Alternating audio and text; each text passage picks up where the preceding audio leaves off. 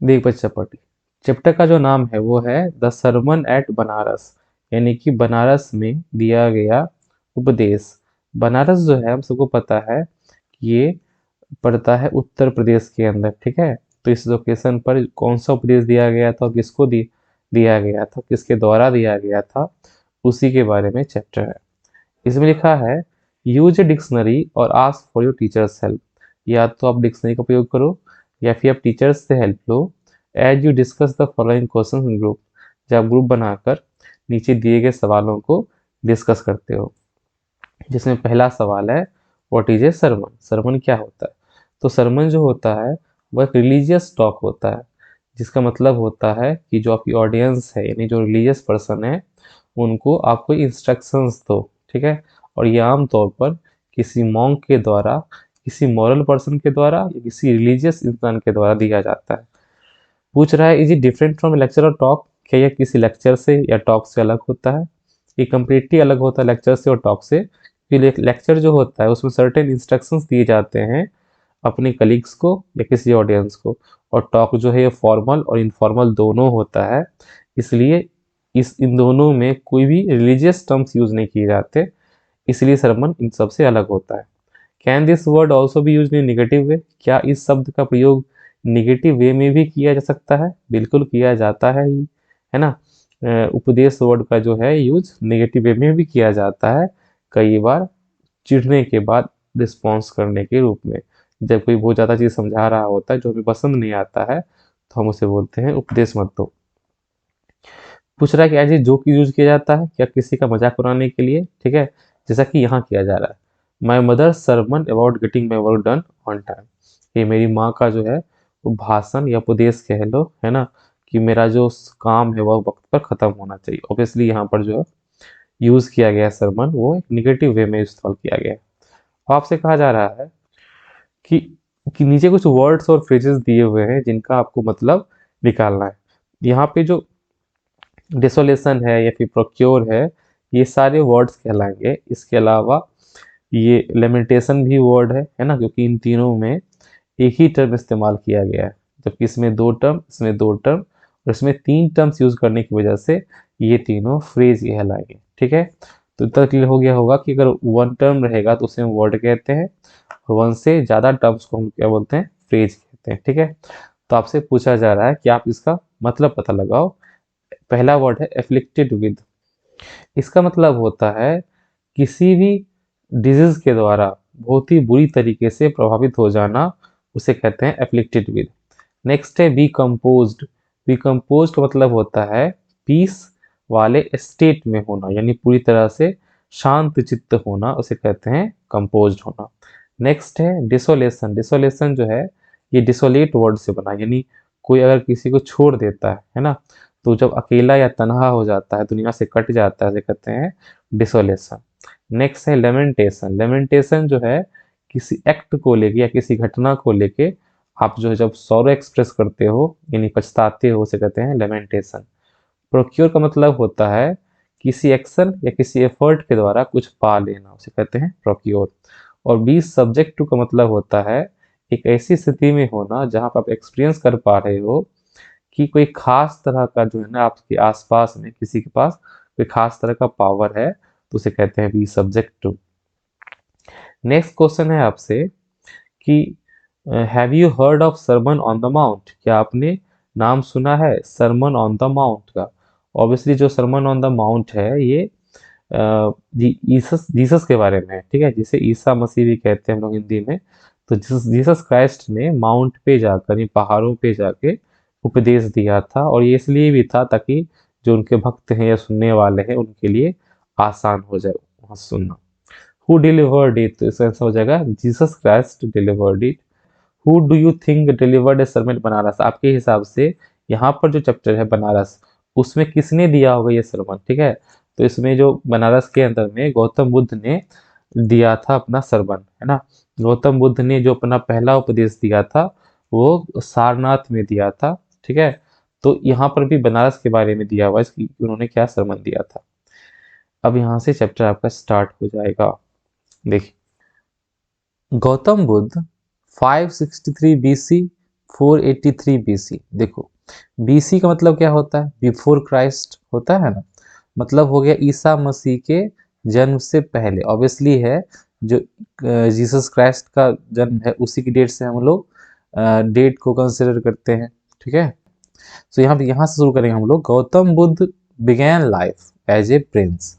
गौतम बुद्ध ने अपनी जिंदगी की शुरुआत की थी एक राजकुमार के रूप में, नेम्ड सिद्धार्थ गौतम, जिसका नाम था सिद्धार्थ गौतम। मतलब इसका ये हुआ कि जिस समय वह पैदा हुए थे तो वह एक राजा के घर में हुए थे, इसलिए वो क्या कहलाए, राजकुमार कहलाए, है ना। और उनका नाम रखा गया था Siddharth Gautam. In northern India, India के नॉर्थ वाले हिस्से में हुए थे। एक्चुअली में इनका जन्म जो है वर्तमान का जो नेपाल है, नेपाल के लुम्बिनी नामक जगह पे हुआ था, ठीक है। ये लुम्बिनी नामक जगह पर पैदा हुए थे, ठीक है। इसके पिताजी जो थे राजा थे। सो कह रहा है at 12 he was sent away for schooling in the Hindu sacred scriptures. तो कह रहा है कि 12 साल की उम्र में उन्हें भेजा गया स्कूलिंग करने के लिए, यानी कि गुरुकुल भेजा गया था। किसके लिए, हिंदू के जो पवित्र ग्रंथ है उनको अध्ययन करने के लिए, है ना। कह रहा and 4 years later he return home to marry a princess. और 4 साल के बाद ही वह घर लौट आए एक राजकुमार से शादी करने के लिए। अब यहाँ पे लग रहा होगा कि 12 साल में बच्चा पढ़ने गया ही था, 16 साल में ऐसा क्या जल्दी हो गया कि उनका शादी कर दिया गया। इसका एक वजह ये था कि जब गौतम बुद्ध बहुत छोटे थे, बुद्ध तो हालांकि बाद में बने, तो छोटे जब थे तो उसी समय पर एक ज्योतिषी ने उनके बारे में ये अनाउंस कर दिया था, कह लो कि जब वो पेट में थे तभी बता दिया था कि बच्चा जो होगा या तो बहुत बड़ा राजा बनेगा या फिर ये कोई संत फकीर हो जाएगा, है ना। तो पिता को डर था कि कहीं संत फकीर ना हो जाए, इसी वजह से उन्होंने क्या किया था, बचपन में ही 3 बड़े-बड़े महल बनवाए थे, 3 अलग-अलग ऋतुओं के लिए, है ना। और बहुत बड़ा उनका कैंपस था जिसके अंदर में सबको ये बोला गया था कि कोई भी जो है ना इसके अंदर में दुखी नहीं दिखना चाहिए, क्योंकि कहीं न कहीं बताया गया था सन्यासी बाबा के द्वारा गौतम बुद्ध के बारे में कि अगर संसार की बातों को समझ जाएगा कि संसार में दुख है, संसार में पीड़ा है, संसार में लोग बीमार पड़ते हैं, अंत में मर जाते हैं, ये सब अगर समझ में आ जाएगा ना तो चांसेस ज़्यादा है कि वो क्या बन जाएगा, सन्यासी बन जाएगा। तो इसी बात से डरा-डरा से रहते थे उनके पिताजी। इसीलिए जो है बहुत कम एज में शादी करने का अर्थ यही था कि अगर वह शादी विवाह कर लेता है तो इसी में फंसा रह जाएगा, है ना। तो शायद वह वो स्टेप नहीं लेगा, पर होने कोई टाल नहीं सकता है। सो कह रहा है कि दे हैड ए सन, उनका एक बेटा हुआ, एम lived for 10 years as befitted royalty. और कह रहा है ढंग से जो शाही सत्ता होता है या शाही माहौल होता है उसमें उन्होंने 10 साल बिताए, ठीक है, मतलब 10 साल तक उन्होंने रहा। At about the age of 25, और 25 साल की उम्र में द प्रिंस, है ना, वो राजकुमार, heretofore shielded from the suffering of the world, जिसे इससे पहले बचाकर रखा गया था दुनिया के पीड़ाओं से, दुनिया के दुख से, जिसे रखा गया था सील्ड करके, है ना, सील्ड बने होता है सेफ करके। सो ये प्रिंस है वाइल आउट हंटिंग, जब ये बाहर निकला था शिकार करने के लिए, चांस्ड अपॉन, तो उसे मौका मिल गया देखने का, ए सिक मैन यानी कि बीमार आदमी, देन ए एज्ड मैन, फिर एक वृद्ध आदमी, देन ए फ्यूनरल प्रोसेसन, और उसके बाद देख गया दाह संस्कार यानी किसी को जलाया जा रहा था, और एंड फाइनली ये मॉन्क, और अंत में मिल गया सन्यासी, बेगिंग फॉर आर्म्स, जो कि भीख मांग रहा था। मतलब इनके बारे में ऐसा कहा जाता है कि शुरू शुरू में तो इनको अलाउ नहीं किया गया बहुत दिन तक, है ना, मतलब राजकुमार थे, राजा बना दिया गया पिता के द्वारा, इसके बाद भी उनको अलाउ नहीं किया जा रहा था बाहर निकलने के लिए कि दुख को ना देखे। फिर जब एश्योरेंस हो गया हाँ बहुत दिन हो गया, है ना, उसके बाद इनको जब बाहर निकाला गया तो उनके सारथी का नाम था चन्ना, है ना। तो चन्ना के साथ जो है चन्ना मेरे या मेरे गाते हुए, है ना, बाहर निकले। तो बाहर जब निकले ना तो ये सब चीज जब उन्होंने देखा तो उनको, उनके अंदर उनका हार्ट चेंज हो गया, है ना, कुछ बदलाव आ गया उनके अंदर, उनको उनको लाइफ समझ में आ गया। जब उन्होंने मॉन्क को देखा कि हाँ, मतलब जब उनको समझ में नहीं आ रहा था, जैसे सिक आदमी है तो हाँ लोग बीमार भी पड़ता है, लोग बूढ़ा भी होता है, ये आइडिया नहीं आ रहा था। हालांकि हमको तो उसमें थोड़ा डाउट लग रहा है कि पिता को तो देखा ही होगा बूढ़ा होते हुए। ठीक है, लोग मर जाते हैं। ठीक है, ये भी, इस पे भी आश्चर्य हो रहा था कि अच्छा मरते भी हैं क्या। और देखा कि एक सन्यासी जो है फकीर, वो इतना मस्त मौला जी रहा है इन सब चीज़ों को जानते हुए, तो उन्होंने पूछा था चन्ना से कि इतना कैसे कैसे खुश हो सकता है। मतलब जिसको पता हो कि मौत एक सच है, उसको दुखी होना चाहिए, वो हर दिन वह मौत के करीब जाता जा रहा है, तो इतना मस्त कैसे रह रहा है कोई सन्यासी। तो उसको बताया गया कि हाँ ये लाइफ को समझ चुका है, तो ये मस्त है। ठीक है, सो कह these sights so moved him, इन दृश्यों ने उसे इतना ज्यादा द्रवित कर दिया that he once went out into the world, है ना, कि एक बार वो निकल ही गए बाहर की दुनिया में, टू सीक इनलाइटमेंट, ज्ञान की खोज में, कि जीवन क्या है, मृत्यु के बाद क्या होता है, वगैरह वगैरह। ढेर सारे सवाल होते हैं लोगों के जहन में। ठीक है, तो इसे हम ज्ञान कहते हैं। तो कह रहा है ज्ञान की खोज में वो निकल गए, concerning the Saroj he had witnessed, है ना, जिन दुखों को उन्होंने देखा था उसके, उसको लेके। ठीक है, ही हैड विटनेस, उन्होंने देखा था। ही वॉन्डर्ड फॉर 7 years, 7 साल तक भटकते रहे, and finally sat down under A people tree, और अंत में एक पीपल के पेड़ के नीचे बैठ गए। अभी जैसे बोध गया हम लोग कहते हैं ना, बोधि वृक्ष, वो यही है। ठीक है, पीपल का पेड़ था। Where he board to stay, जहाँ पर वो थोड़ी देर के लिए ठहरने का उन्होंने मन बनाया। ठीक है, वहीं पे रुके, अनटिल इनलाइटमेंट, जब तक कि उनको, उनके पास ज्ञान नहीं आया, है ना। तो वहाँ पे बैठे के स्टोरीज के बारे में फेमस है कि काफी दिनों तक जो है ये उत्तर प्रदेश में बनारस साइड में बहुत दिनों तक कुछ दोस्त था इनका, जो वहीं साथी मिल गए थे, जो साथ तपस्या कर रहे थे। तो उन्होंने बहुत सारा तपस्या किया, कठोर तपस्या किया। जो नियम बताए गए थे हिंदू हिंदू धर्म के अंदर में, कि पहले अनाज का त्याग करो, फिर जल का त्याग करो, है ना, फिर सूखी पत्ती खा के रहो, फिर वो भी त्याग कर दो। उन्होंने कठोर तपस्या किया, कठोर तपस्या, पर उनको कुछ रिजल्ट निकल के आ नहीं रहा था।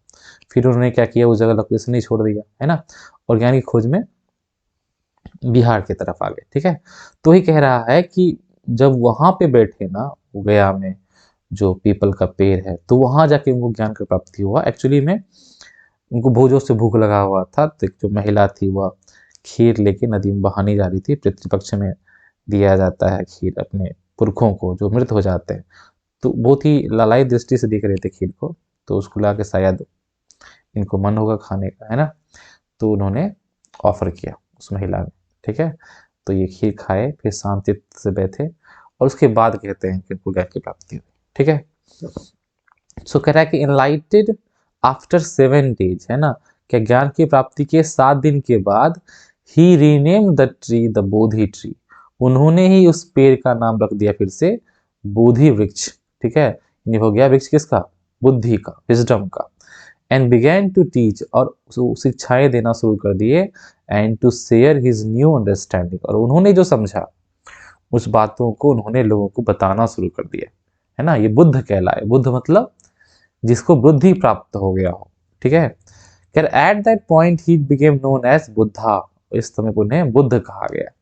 अवेकेंड और द एनलाइटेड, जिसे कह सकते हो जो जग चुका हो, है ना, बुद्ध पुरुष बन गया हो, जिसमें जागृति आ गई हो, जो ज्ञानी हो गया हो। ठीक है, the Buddha preached his first sermon at the city of Banaras, और बुद्ध ने अपना पहला जो उपदेश था वह बनारस के शहर में दिया, जिसका नाम सारनाथ था, जो कि यहाँ नहीं दिया है ना।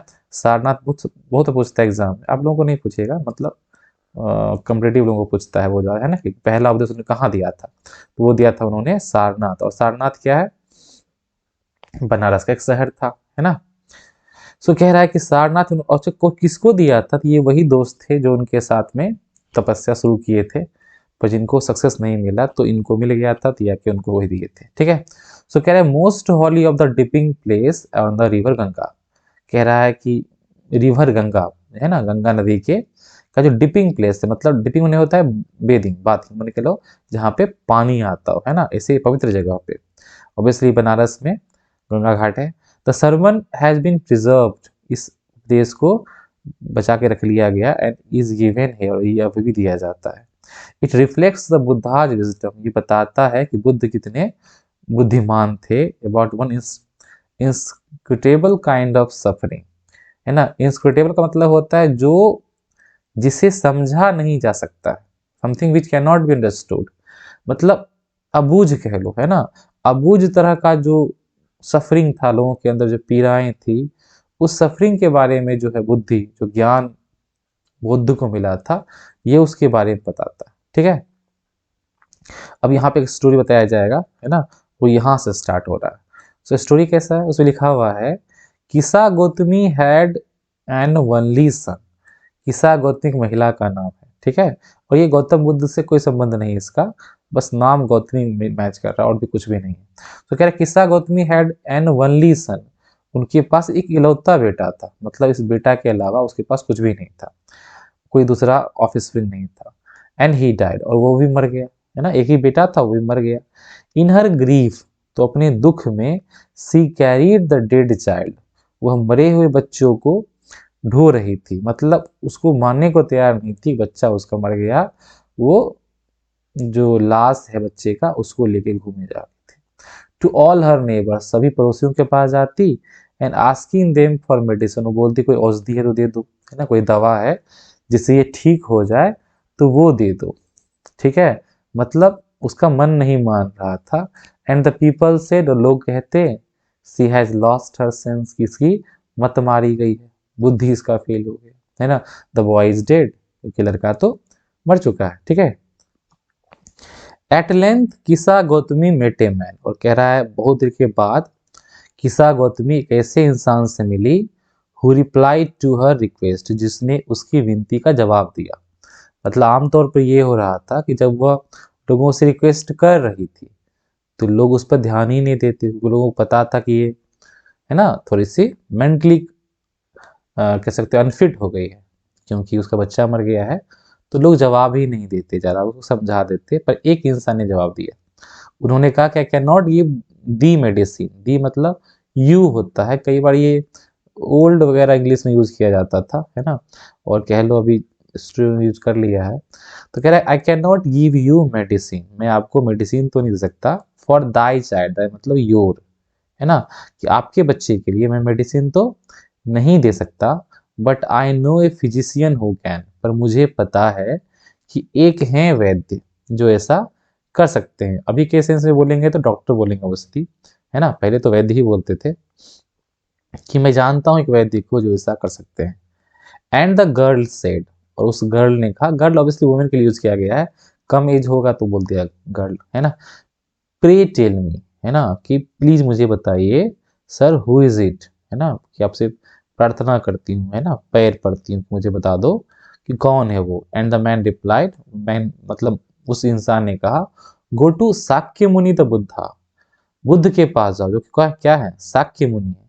अब साक्य मुनि इसलिए नाम पड़ा था क्योंकि इनके वंश का नाम साक्य था। जैसे अगर कोई रघुवंश में पैदा हो जाए, है ना, तो उसे बोलते हैं रघुवंशी। इसी तरह से इनका जो वंश था, नेपाल के जो लुम्बिनी जगह जहाँ इनका जन्म हुआ था, तो जो इनके पिता थे वो भी साक्यगण के मुखिया कहे जाते थे, क्योंकि वहाँ का जो राजा चुना जाता था वो गणतांत्रिक तरीके से चुना जाता था, इलेक्शन होता था वहाँ पे, है ना, तब राजा को इलेक्ट किया जाता था। तो इसलिए कहते हैं कि साक्यगण के मुखिया इनके पिताजी को कहा जाता था। गौतम बुद्ध के पिता का नाम, है ना, सुद्धोधन था, और माँ का नाम शायद, माँ का नाम ध्यान नहीं है, हाँ माया देवी था माँ का नाम। ठीक है, सो ये कह रहा है कि शाक्य मुनि इसलिए इनको कहा जाता था। ठीक है, तो कह रहा है किसा गौतमी रिपेयर टू बुद्धा, है ना, रिपेयर मतलब होता है कि चले चले जाना, है ना। कह रहा है स्टाइलिक मतलब स्टाइलिस्टिक यूज हो गया, मतलब कि ढंग से कहा जाता है ना।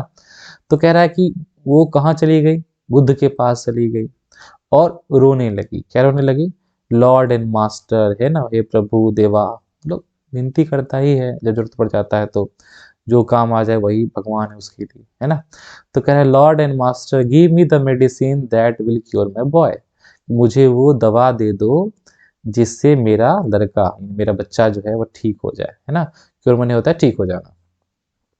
बुद्ध आंसर, बुद्ध ने जवाब दिया, I want A handful of mustard seeds, बस मुझे मुट्ठी भर ला दो सरसों के बीज, जैसे सरसों का तेल पिराता है उसी बीज के बारे में कहा जा रहा है, बस मुझे इतना काम कर दो कि मुझे सरसों के बीज ला दो। And when the girl in her joy promise to procure it, और जब वो लड़की यानी जिसका बच्चा था उसने खुश होकर ये वादा किया कि हाँ मैं जाके ले आती हूँ, तो बुद्ध ने ऐड कर दिया कंडीशन, बुद्धा एडेड, बुद्ध ने आगे बोला, है ना, ऐड मैंने होता है आगे बोलना। अब इसको खुश इसलिए हो गई कि उसको लगा हाँ ये तो इजी काम है ना, क्योंकि मस्टर्ड जो सीड है वो तो इजीली मिल जाएगा। तो बुद्ध ने कंडीशन क्या ऐड कर दिया, mustard seed must be taking from a house where no one has lost a child, husband, parent और फ्रेंड। कि वो मस्टर्ड सीड उसी घर से आना चाहिए जहां पे ना किसी का बच्चा खोया हो जिसने, ना किसी ने पति खोया उस घर में, ना माँ बाप में से किसी को खोया हो, या फिर दोस्त कोई नहीं मरा हो, है कि नहीं। अब कंडीशन ही ऐसा डाल दिए थे जो कि ऐसा पॉसिबल ही नहीं है, क्योंकि जीवन का तो अंतिम सत्य है कि जिसको जन्म लिया है उसको तो मरना ही है, ठीक है। तो उनका कंडीशन था कि ये समझाने के लिए था उसको, है ना, बट अभी उसको समझ में नहीं आएगा। तो उन्होंने इस तरह से कह दिया कि जाओ सीड लेके आओ, और सीड उससे लेके आना जिसके यहाँ कोई मरा हुआ नहीं हो, ठीक है। तो कह रहा है poor Kisa Gotami now went from house to house, वो बेचारी किसा गौतमी, है ना, पुअर मतलब यहाँ पे बेचारी। तो कह रहा है बेचारी Kisa Gotami now went from house to house, अब वह घर घर जाने लगी। And the people pitied her, and से लोगों को उस पर दया आ गई, है ना। उन्होंने कहा कि हाँ हाँ हेयर इज मस्टर्ड सीड, ये रहा सरसों का। लोग तो सिंपैथी तो देंगे ही उस, ऑब्वियसली इस समय ही उसका ऐसा था, तो लोग भी उससे सिंपैथाइज, उनको ये नहीं पता था कंडीशन। तो उन्होंने कहा कि हाँ हाँ क्यों नहीं, मस्टर्ड सीड है ले लो। बट व्हेन सी आस्क्ड, लेकिन जब वो पूछती डिड ए सन और डॉटर, क्या कोई इनका बेटा कोई बेटी या कोई फादर मदर मरा है अपने परिवार में, दे आंसर्ड एलास, अब वो ऑब्वियसली रोने लगते हैं ना। कह रहा है कि हाय the livings are few but the dead are many, कि जिंदा तो बहुत ही कम है और मरने वाले बहुत ज्यादा। ऑब्वियसली मरने वाला तो जो जिंदा शुरू से रहा वो मरा होगा, है ना, और जो करंट वाला होगा तो कम ही होगा ऑब्वियसली, क्योंकि वो एक चेन बना होगा लोगों की जो मरे होंगे एंसेस्टर्स उसके। तो कह रहा है कि मृत्यु ही ज्यादा है, जीवित तो बहुत कम है। Don't remind us of our deepest grief, लोगों ने कहा कि मुझे हमें याद मत दिलाओ हमारा सबसे गहरा दुख, यानी अपनों को खोने का जो दुख है वह सबसे बड़ा क्या होता है, दुख होता है। एंड कह रहा है कि there was no house but some beloved one had died in, कह रहा है कि ऐसा कोई भी घर नहीं मिला जहां पे किसी कोई न कोई अपना, कोई न कोई प्यारा इंसान मरा ना हो, मिलेगा भी नहीं, ठीक है। तो कह रहा किस्सा Gautami became very and hopeless, है ना, कह रहा वो थक चुकी थी और अब उसे उम्मीद खो गई थी, मतलब बहुत भटकी, उसको समझ में नहीं आया स्टार्टिंग में, क्योंकि हो क्या गया उसके साथ, है ना, क्या कंडीशन डाला गया उसके साथ। तो उसे लग रहा था क्या पता, इतने बड़े इंसान ने कहा है, क्या पता ऐसा हो भी। हम्म। तो वो घूमी एंड सैट डाउन, कह रहा है पर होपलेस हो गई और अंत में बैठ गई वे साइड, है ना, सड़क के किनारे, and watching the lights of city, और शहर के लाइट्स को देखने लगी। As they flickered up event extinguished again, देख रही थी कि वो जलते हैं, है ना, टिमटिमाते हैं और फिर से बुझ जाते हैं। ये लाइन बहुत इंपॉर्टेंट है कि लाइट्स जलते हैं और फिर से बुझ जाते हैं। अब यहाँ लाइट्स का जलना एक जीवन प्राप्ति के बारे में है, उसका बुझ जाना शरीर का, आत्मा का शरीर छोड़ देना है। कह रहा है at last the darkness of the night rained every, देखो रेन का मतलब होता है साम्राज्य फैल जाना, किसी का राज होना। एक रेन होता है बारिश वाला, है ना, उसका स्पेलिंग होता है RAI, दोनों का उच्चारण सेम है। तो कह रहा अंत में क्या हुआ, एक रात, रात का जो है राज हर जगह पे छा गया। And she considered the fate of man, तब उसने जाके इन लोगों का जो फेट है, उनकी जो किस्मत है, इसके बारे में सोचने लगी। वो सोचने लगी that their lives flickered up, कि जिंदगी भी तो ऐसी ही होती है कि जिंदगी का भी रोशनी जो है उठता है, एंड आर एक्सटिंग्विश्ड अगेन, और फिर से बुझ जाता है। And she thought to herself, फिर खुद से ही सोचने लगी how selfish am I in my grief, कि मैं अपने दुख में कितना ज्यादा सेल्फिश हो गई हूँ, मैं कितना ज्यादा, वो सेल्फिश को हिंदी में कहते हैं मतलबी, है ना। Death is common to all, मौत तो सबको आनी है ना, ये तो कॉमन है सब में, ठीक है। सो कह रहा है कि yet in the valley of desolation, फिर भी कह रहा है ये जो डिसोलेशन है, ये जो डीप सॉरो है, ये जो गहरा दुख है, ये दुख खत्म काहे नहीं होता है, बे वाला दुख, है ना। इसके घाटी में देयर इज ए पाथ, एक रास्ता तो है, that leads him to immortality, है ना, जो हमें ले जाता है अमरता की ओर। मतलब ये घाटी है ही ऐसा, किसी कोई जन्म ले लिया हो और जिंदगी से वो सुख की कामना कर रहा हो तो वो पागल ही है, क्योंकि ये जो जीवन मिला है उसमें इसी कामना करना ही गलत है ना। तो ये कह रहा है कि ये सबको पता है कि यहाँ पे आए हो तो दुख, निराशा, हताशा, ये तो मिलना ही है, ये तो हिस्सा ही है जीवन का। इस जीवन के सिर्फ एक रास्ता ऐसा है जो जाता है अमरता की ओर। Who has surrendered all selfish, और वो उसे मिलेगा जिसने अपना सारा स्वार्थ छोड़ दिया हो। ये मेरा है, ये मेरा, मेरा बेटा, मेरा घर, मेरे लोग, है ना। ये जो मेरा वाला कॉन्सेप्ट है ना, इसको जो छोड़ देगा उसे ही मिलता है अमरता, ठीक है। सब कुछ आपसे हुआ है पर आपका नहीं है, ठीक है। बुद्धा से बुद्ध ने कहा the life of mortals in the world is troubled, कि जो भी मॉर्टल्स हैं, यानी जो भी मृत्यु को प्राप्त होंगे, उनका जो जीवन है वो हमेशा से समस्या से घिरा ही रहता है। एंड ब्रीफ, और छोटा है, कंबाइंड विथ पेन, दुखों से भरा हुआ है कि नहीं। जिंदगी अगर कोई जिया है तो एक्सपेक्टेशन ही गलत है ना। तो कह रहा है दुखों से भरा हुआ है, for there is not any means, ऐसा कोई जरिया नहीं है, by which those that have been born, ऐसा कोई रास्ता नहीं है कि जिन लोगों ने जन्म ले लिया है, कैन अवॉइड डाइंग, वो मौत से बच जाए। बहुत सारी हिस्टोरिक जो स्टोरीज आती है ना, या फिर कह लो पुराणों में कथाएं आती है ना, उसमें बहुत सारे लोगों ने ट्राई किया कि वो जन्म ले लिए हों पर वो अब मरे ना, है ना। एक आध लोगों को सफलता भी मिल गया है ना, पर वो कैसा लाइफ हो सकता है जिसमें डेथ ना हो, ठीक है। सो कह रहा है कि ऐसा पॉसिबल ही नहीं है कि जिसका जन्म हुआ हो उसकी मृत्यु तय ना हो, ठीक है। And after reaching old age, और जब बूढ़े हो जाते हैं, देयर इज डेथ, तो मौत तो होती ही है। Of such a nature are living beings, ऐसा ही प्रकृति है, यही स्वभाव है इंसानों का, कि एक बार कोई जिंदा हो गया उसका मरना ही है। As ripe fruits are early in danger of falling, ठीक वैसे ही जैसे कि कोई पका हुआ फल होना, तो अब उसमें खतरा मरने लगता है, कभी भी गिर सकता है। So mortals when born are always in danger of death, जैसे कोई जन्म ले लिया है ना, अब हमेशा उसके बाद खतरा मृत्यु का रहेगा ही रहेगा। जैसे पेड़ में कोई फल लगा हुआ है तो फल को खतरा रहेगा ही रहेगा, पक चुका है तो पक चुका है, तो वो उसे गिरना ही उसका नियति है। अब जितना दिन टिक गया तो टिक गया। ऐसे अगर कोई जन्म ले लिया है तो उसका एक नियति तो तय हो गया, मृत्यु तो उसकी होनी ही होनी है। हाँ, किसी की जल्दी हो गई, किसी की देरी से हुई, ठीक है, टाइमिंग का अंतर हो सकता है। तो कह रहा है as all earthen vessels made by the potter and in being broken, कह रहा है कि वो सारे मिट्टी के बर्तन जो किसी पॉटर के द्वारा, यानी कि पॉटर को हिंदी में कहते हैं कुम्हार, है ना, कि कुम्हार के द्वारा जो बनाए जाते हैं अंत में भी टूट ही जाते हैं, है ना। हम लोग बोलते हैं ना मिट्टी का खिलौना मिट्टी मिल गया, समथिंग लाइक दैट। सो मिट्टी से कोई चीज बना है तो मिट्टी में ही मिल जाना है, ऐसा ही लाइफ भी है ना। जो भी मॉर्टल्स हैं, जो भी वो लोग हैं जो मृतवान है, जिनकी मृत्यु तय है, उनका जिंदगी भी तो ऐसा ही है। बोथ यंग एंड एडल्ट, चाहे छोटे बच्चे हो या बड़े लोग हो, both those who are fools and who are boys, चाहे मूर्ख हो चाहे वो पढ़े लिखे हो, all fall into the power of death, सबके सब आगे गिरते हैं जो मौत है, मौत के ताकत के नीचे, सबने मरना है। All are subject to death, हर किसी को मृत्यु का अधीन आना ही है, मृत्यु का उनको मिलना ही है, ठीक है। Of those who overcome bye death depart from life, कह रहे उनमें से वो लोग जो लोग मृत्यु से पराजित होकर जीवन से चले जाते हैं।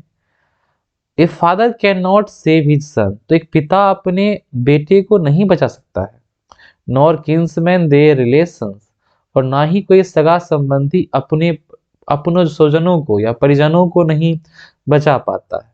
क्योंकि अगर कोई मृत्यु का शिकार बन गया है, वो चला गया है, तो कोई भी उसे कुछ नहीं कर सकता है।